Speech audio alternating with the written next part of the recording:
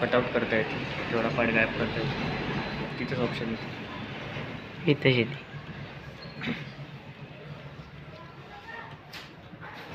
जसं आपण आधीच्या इक्वेशन मध्ये केलं होतं की फर्स्ट याला दिलं होतं आणि सेकंड याला, तसंच आपण इथे करू. आता काय याच्यामध्ये आपण जर हा मायनस वाय तर इकडे गेला तर प्लस वाय होऊ शकतो, म्हणून आपण फ्रॉम 1 घेऊ. ह्या प्लस ह्या आपल्याला याला प्लस वाय करायचं असेल तर इकडे यावं लागेल, म्हणून इथे प्लस वाय घेऊ. याला इक्वेशन 3 घेऊ. वाय त्यानंतर आपण आपल्याला x च्या जागी आपल्याला 2y टाकायला लागेल, तर हे इक्वेशन यूज केलं. आता दुसरं इक्वेशन बघू, म्हणून आपण यूज सबस्टिट्यूट की इक्वेशन 2 and 3 जिथे y दिसते तिथे 2y टाकायचं. बोलण्याचा फ्लो म्हणून होते.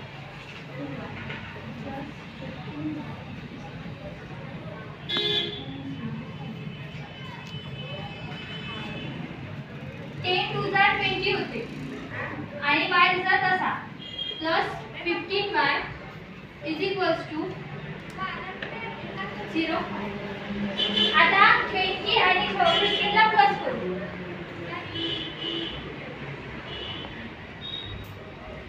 तर 35 होईल. 35y is equals to 105. y is equals to 105 upon 35. त्यानंतर आपल्याला माहित आहे की 35 3 जार 105 होऊ शकते, म्हणून आपण y is equals to 3. 35 3 jar 105 3 jar y is equals to 3.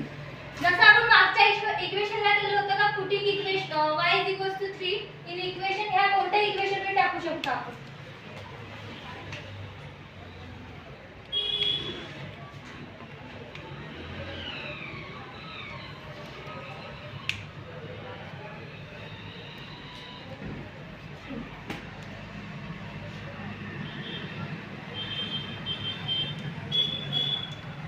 Three to the 6 म्हणून इथे 6x म्हणजे x is equals to 6.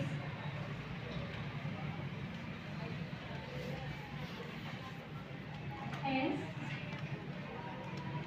x is equal to 6 and y is equals to 3.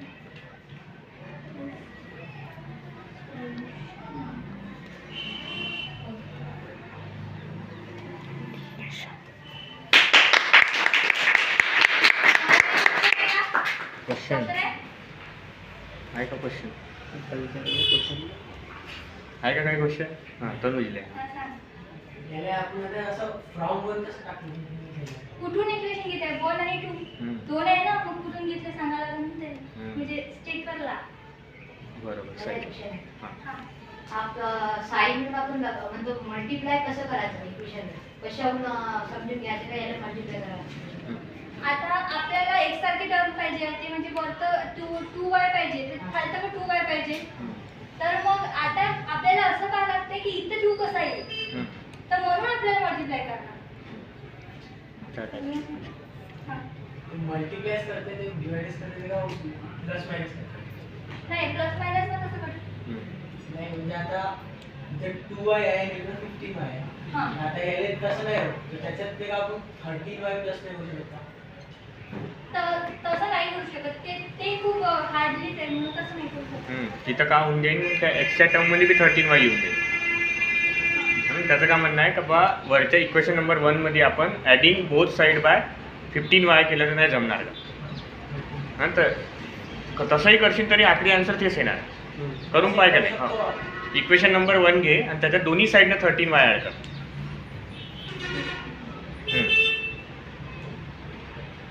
है ना, 13y ॲड करायचे, ॲड मल्टिप्लाय नाही करायचे. Adding both side 13y म्हणजे 2x 2y plus minus x. हां थांब 2y मायनस एक्स. हां 2y minus x plus 13y आणि तिकडं इज इक्वल्स टू 13y. असंही करशील असंच म्हणताय ना तू? हो. तर असंही करशील तरी आखरी ते 13y कटणारच आहे. म्हणजे येणार ते त्यास ॲन्सर ही येईन हेच, ॲन्सर येईन हेच, फक्त ते स्टेप बदलत, बाकी काहीच फरक नाही पडणार.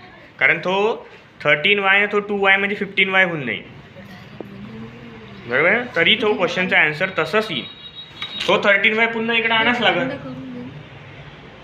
राईट हँड साईडकडला 13y इकडे आणाच लागेल ना.